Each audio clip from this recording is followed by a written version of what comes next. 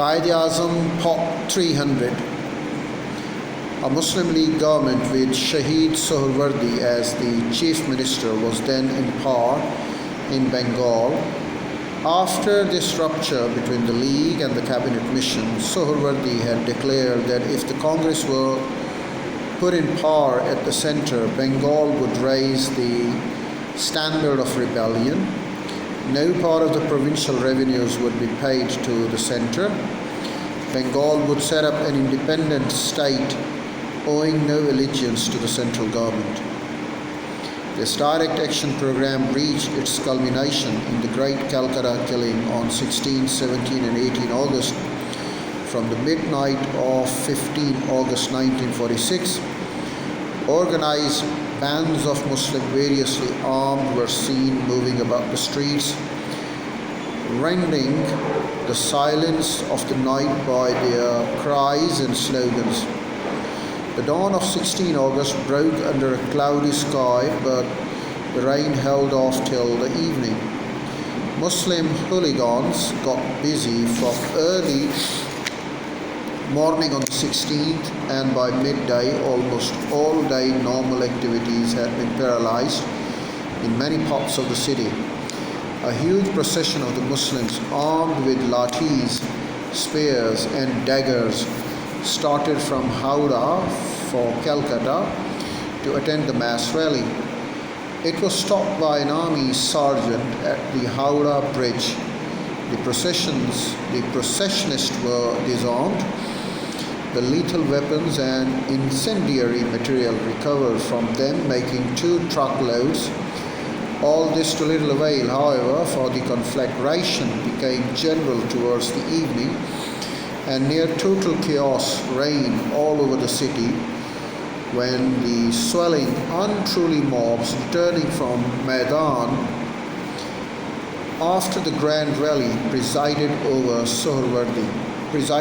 by Sohrawardi, Hussain Shahid Sohrawardi, began to interfere with those who did not join the hotel. Their shops were looted and the contents of the shops thrown onto the streets. Private cars and trams were burned. Stray pedestrians were assaulted and stabbed. All vehicular traffic and essential services were brought to a standstill.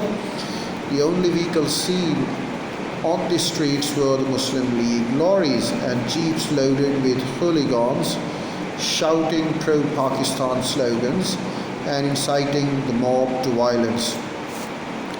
The communal riots that started in Calcutta on 16 August with the observance of Direct Action Day spread like a chain reaction, rapidly transferring contagions from Calcutta to the rest of East Bengal. Noah Haley became the word describing it all, then to Bihar, and from Bihar eastwards to the contagion spread to Punjab.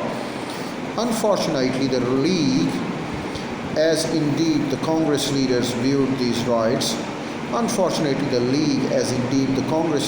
viewed these riots with the jaundiced political eye, not even humanist concern, leave alone the vision.